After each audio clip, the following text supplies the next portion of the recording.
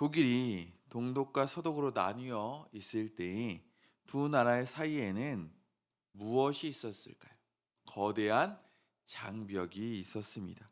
바로 우리가 잘 아는 대로 베를린 장벽입니다. 이 장벽은 단순히 콘크리트 벽이 아니었습니다. 그것은 사람과 사람을 갈라놓은 왕래하지 못하게 하는 그러한 담이었습니다. 가족이 헤어졌고 친구들이 만나지 못했으며 같은 민족이었어도 서로 다른 나라 사람처럼 살아왔습니다. 그러나 1989년 마침내 베를린 장벽은 무너졌습니다. 사람들은 거리로 뛰어나와 서로를 끌어안고 매우 기뻐했습니다. 오랫동안 가로막혀 있었던 장벽이 허물어지자 이제 사람과 사람에 있었던 그 장벽은 사라졌으며 마침내 바로 하나가 될 수 있었습니다. 사람과 사람 사이에도 보이지 않는 장벽이 있습니다. 출신의 장벽, 또한 학력의 장벽, 경제력의 장벽, 세대의 장벽, 세대 간의 장벽, 또한 편견의 장벽 등 이렇게 보이지 않는 우리를 갈라놓은 장벽이 많이 있습니다. 이러한 담들은 사람과 사람을 갈라놓고 서로서로 하나님 안에서 하나가 되는 것이 아니라 갈라지게 하는, 멀어지게 하는 그러한 담이라 할 수 있습니다. 유대인과 이방인 사이에서도 매우 높은 그러한 장벽, 보이지 않는 담이 있었습니다. 유대인들은 자신들은 생각했습니다. 나는 선택받은 민족이다. 하나님의 백성이다. 나는 그래서 의인이다. 라는 그러한 생각을 가지고 있었습니다. 유대인들은 그래서 이방인들, 하나님의 백성이 아닌 이방인들을 멸시했고 그들을 하나님과 상관없는 사람처럼 생각했습니다. 그래서 오늘 말씀의 11절, 에베소서 2장 11절에 이렇게 말씀합니다. 함께 읽겠습니다. 그러므로 생각하라. 너희는 그때 육체로는 이방인이요 손으로는 육체에 행한 할례를 받은 무리라 칭하는 자들로부터 할례를 받지 않는 무리라 칭함을 받는 자들이라 라고 말씀하고 있습니다. 에베소 성도들 역시 유대인 관점에서 보면 하나님과 아무 상관없는 그러한 사람들이었습니다. 즉 부정한 사람이었습니다. 당시 유대인들의 할례는 자신이 하나님의 백성이라는 표조였습니다. 그래서 할례를 받지 않는 이방인들은 부정한 자로 여기며 그들을 멸시하였습니다. 심지어 이방인들을 경멸하는 그러한 표현으로 사용하였습니다. 예수님께서도 가나안 여인과 대화하실 때에도 당시 유대인들이 이방인들을 어떻게 생각하는지를 드러내며 사용하셨습니다. 함께 읽겠습니다. 대답하여 이르시되 자녀의 떡을 취하여 개들에게 던짐이 마땅하지 아니하니라. 자녀의 떡을 취하여 개들이라는 표현을 통해서 그 유대인들이 이방인들을 얼마나 하찮게 생각하고 있었는지를 우리는 알 수 있습니다. 바로 이것이 우리가 예수 그리스도 밖에 있을 때의 그러한 모습이라 할 수 있습니다. 그래서 바울은 그때의 상태를, 그때가 어떠한 상태였는지 더욱 분명하게 설명을 하고 있습니다. 에베소서 2장 12절입니다. 함께 읽겠습니다. 그때 너희는 그리스도 밖에 있었고 이스라엘 나라의 밖에 사람이라. 약속의 언약들에 대하여는 외인이요 세상에서 소망이 없고 하나님도 없는 자이더니. 그리스도 밖의 자, 외인이었고 그래서 세상에 소망도 없고 하나님도 없는 자였다고, 살아갈 희망도 없고 소망도 없고 아무 능력이 없는, 살아갈 힘이 없는 그러한 사람이었다고 그렇게 말씀하며 나아가고 있습니다. 여기서 보면 약속의 언약이라고 나옵니다. 이 약속의 언약이란 무엇일까요? 이것은 하나님께서는 아브라함과 이삭과 야곱과 약속을 해주셨습니다. 창세기 17장 7절에서 8절 말씀합니다. 함께 읽겠습니다. 내가 내 언약을 나와 너 및 내 대대의 후손 사이에 세워서 영원한 언약을 삼고 너와 내 후손의 하나님이 되리라. 내가 나와 내 후손에게 내가 거류하는 이 땅 곧 가나안 온 땅을 주어 영원한 기업이 되게 하고 나는 그들의 하나님이 되리라 라고 말씀합니다. 하나님께서는 아브라함과 그의 후손들의 하나님이 되시겠다고 약속하셨습니다. 이것은 단순히 한 민족만을 선택하시는 것이 아니라 그들의 삶을 책임져 주시고 보호해 주시며 인도해 주시겠다는 그러한 언약을 맺으셨습니다. 그래서 하나님께서는 이스라엘 백성들이 애굽에서 종살이할 때에도 그들의 고통, 그들의 아픔을 기억해 주셨고 그들을 출애굽시켜 주셨습니다. 광야를 지나는 동안에도 하나님께서는 그들을 입혀 주셨고 먹여 주셨습니다. 구름기둥과 불기둥으로 이스라엘 백성들을 이끄셨으며 추위와 더위를 해결해 주셨습니다. 그들이 가나안 땅에 들어가기까지 만나와 메추라기를 공급해 주시면서 친히 그들을 힘들지 않게 돌봐 주셨습니다. 우리 역시 예수 그리스도 밖에 있을 때에는 이러한 삶을 살아갈 수밖에 없었습니다. 하나님과 전혀 상관없는 사람들이다 보니까 희망도 없고 소망도 없고 우리를 보호해 주시는 그러한 그 어떤 존재도 없었습니다. 그러나 이제 우리는 아브라함과 이삭과 야곱이 받았던 그러한 언약의 축복들을 받게 되었습니다. 그 언약의 안으로 우리들 역시 들어가게 되었습니다.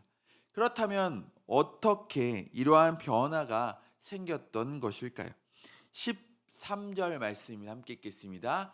이제는 전에 멀리 있던 너희가 그리스도 예수 안에서 그리스도의 피로 가까워졌느니라. 아멘. 그리스도의 피로 가까워졌습니다. 전에 멀리 있었지만 죄 때문에 하나님과 멀어졌던 우리가 예수님의 희생으로 말미암아 하나님께 나아갈 수 있게 되었습니다.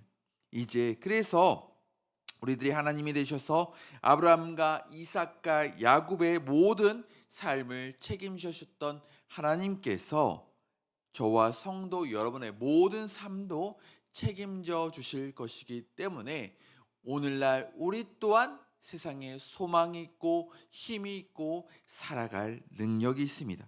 그러므로 어떠한 상황에 처한다고 할지라도 낙심하지 마시고 하나님이 우리를 지켜주신다, 우리의 도움이 되신다, 우리의 피난처가 되어주신다는 사실을 믿고 하나님의 자녀답게 담대하게 살아가시기 바랍니다. 그런데 예수님께서 이루신 구원은 단순히 하나님과 우리 사이의 관계만 회복시키는 것이 아니다라고 말씀합니다. 예수님께서 우리의 화평이 되셔서 둘로 하나를 만드셨습니다. 14절입니다. 함께 읽겠습니다.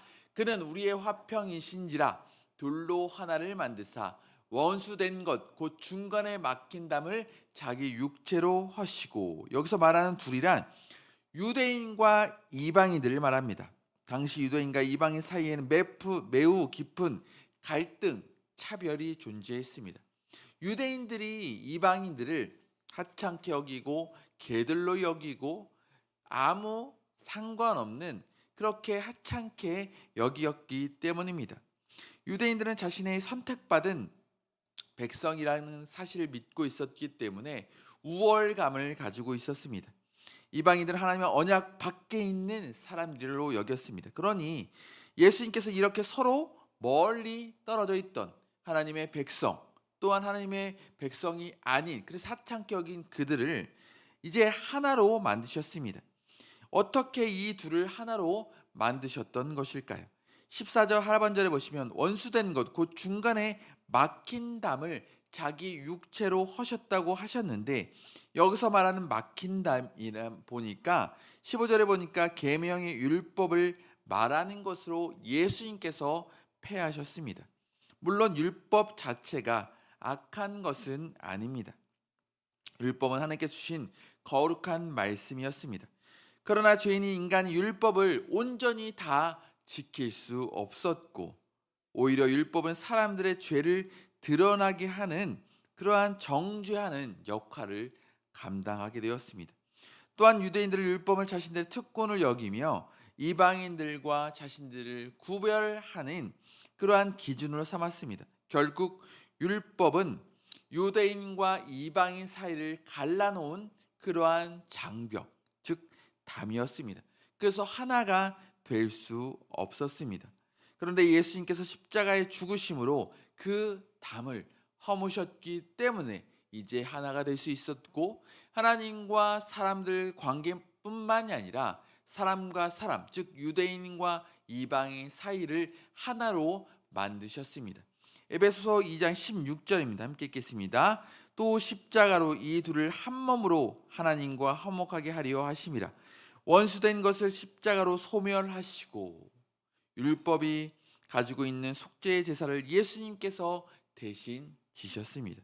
율법의 요구를 주님이 한꺼번에 과거와 현재와 미래를, 죄를 대신 짊어 지셨습니다. 그리고 십자가에서 죽으셨습니다.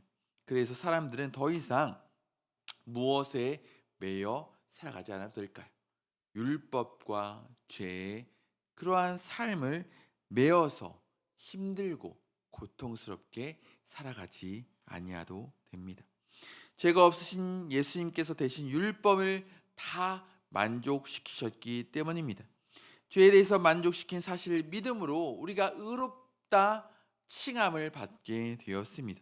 그래서 우리가 예수님을 나의 구원자라 여기고 예수님을 믿기만 하면 하나님의 자녀가 되고 구원받은 백성이 되고, 이제 우리와 하나님 사이, 사람과 사람 사이에 막힌 담은 다 사라지게 되었습니다. 그리고 예수님께서 우리에게 평안을 허락해 주셨고, 우리는 이제 하나님께 나아갈 수 있는 놀라운 특권을 얻게 되었습니다. 이제 예수 그리스도를 믿음으로 이방인 에베소 성도들의 소속과 신분이 바뀌게 됩니다. 에베소서 2장 19절입니다. 함께 읽겠습니다. 그러므로 이제부터 너희는 외인도 아니요 나그네도 아니요 오직 성도들과 동일한 시민이요 하나님의 권속이라. 아멘. 이제 외인도 아닙니다. 나그네도 아닙니다. 이제 이방인이라는 신분은 전혀 문제가 되지 않습니다. 예수님을 나의 구원자로 믿었기 때문에 하나님 나라의 같은 백성이고 하나님의 권속이 되었습니다. 이제 우리들은 예수님을 믿음으로 말미암아 예수 그리스도의 피로 이제 한 가족, 한 몸이 되었습니다. 예수 그리스도의 말미암아 이제 우리는 참된 할례자가 되었습니다. 또 이제 예수 그리스도를 말미암아 우리는 하나님과 하나가 될 수 있었습니다. 죄로 인하여 하나님과 관계가 나아갈 수 있는 관계가 끊어졌지만 예수님이 피가 우리를 하나님께 나아갈 수 있는 길을 열어 주셨습니다. 이제 예수 그리스도를 말미암아 사랑하는 우리 교회도 성도 한 분 한 분이 이제 예수님의 피로 말미암아 하나가 되었습니다. 그러므로 이 놀라운 은혜를 기억하며 날마다 감사와 감격 가운데 살아가시는 저와 성도 여러분 되시기 바랍니다. 바울은 여기서 한 걸음 더 나아가 이 관계를 성전의 그림으로 설명하며 나아갑니다. 에베소서 2장 20절 21절 함께 읽겠습니다. 너희는 사도들과 선지자들의 터 위에 세우심을 입은 자라. 그리스도 예수께서 친히 모퉁이돌이 되셨느니라. 그의 안에서 건물마다 서로 연결하여 주 안에서 성전이 되어 가고. 바울은 교회를 하나님의 성전으로 비유합니다. 구약 시대에는 하나님께 성전에 임재하셨지만 이제는 교회가 하나님의 성전이 되었습니다. 그리고 이 성전은 이미 완성된 건물이 아니라 지금도 계속 지어져 가고 있는 건물입니다. 이 건물의 기초는 사도들과 선지들의 전한 그 복음입니다. 그리고 그 건물 전체를 떠받드신 가장 중요한 노는 바로 예수님이십니다. 그래서 건축에서 모퉁이 또는 건물의 방향을 결정하고 건물을 견고하게 지탱하는 매우 중요한 돌입니다. 모퉁이 돌이 잘못 놓이면 그 건물이 무너질 수밖에 없습니다. 그러나 우리 모퉁이 돌 되시는 예수 그리스도께서는 완전하신 분이며 흔들리지 아니하시는 그러한 분이시기 때문에 교회 역시 든든할 수밖에 없으며 그 교회에 서 있는 우리 역시 흔들림 없이 완전한 그러한 예수님을 바라보고 삶을 살아가면 그러한 삶을 살아갈 수 있습니다. 또한 바울은 여기서 건물마다 서로 연결하여라고 말씀합니다. 성도 여러분, 성전은 돌 하나로만 이루어지지 않습니다. 수많은 돌들이 서로 연결되고 결합될 때에 비로소 하나의 건물이 됩니다. 사랑하는 우리 교회도 마찬가지입니다. 우리는 생각도 출신도 경제력도 학력도 세대로 다 다릅니다. 그래서 다른 성도가 하는 행동이 이해되지 않을 때가 너무나 많습니다. 그러나 예수님께서 우리를 피로 값주고 사셔서 한 가족, 한 몸이 되게 하셨고 하나의 건물을 이루어가는 그러한 교회로 불러주셨습니다. 그러니 서로 돌아보고 사랑과 선행을 격려하며 성전을 이루어 가야 할 줄 믿습니다. 그러므로 주 안에 서로 돌아보며 사랑과 선행으로 서로 돌보아주면서 떨어져 있는 존재가 아니라 함께 세워가는 존재, 서로 힘이 되어주는 존재, 서로 도움이 되어주는 존재가 되어갈 때에 사랑하는 우리 교회가 하나님의 말씀 가운데 든든히 세워질 수 있습니다. 에베소 2장 22절 함께 말씀 읽습니다. 너희도 성령 안에서 하나님이 거하실 처소가 되기 위하여 그리스도 예수 안에서 함께 지어져 가느니라. 아멘. 함께 지어져 가야 합니다. 홀로 지어가져 가는 존재가 아니라 서로 연결되어 함께 지어져 갈 때에 하나님의 성전은 든든히 세워질 수 있습니다. 우리는 성전 공사에 사용되는 귀한 돌들입니다. 각자에게 맡겨진 그러한 자리가 있습니다. 그러므로 충성하여 머리 대신 예수 그리스도의 위에 굳게 서는 사랑하는 우리 교회 성도님들 되기를 간절히 소망합니다. 예수님의 사랑으로 서로 연결되었기에 서로를 돌아보고 예수님처럼 내가 먼저 섬기고 발을 씻어주는 겸손과 희생의 삶을 살아가셔서 사랑하는 우리 교회를 더욱더 든든히 세워나가시는 거룩한 성전이 되어주시는 예수 안에서 함께 지어져가는 저와 성도 여러분 되시기를 간절히 소망합니다. 기도하겠습니다. 참 좋으신 하나님 감사합니다.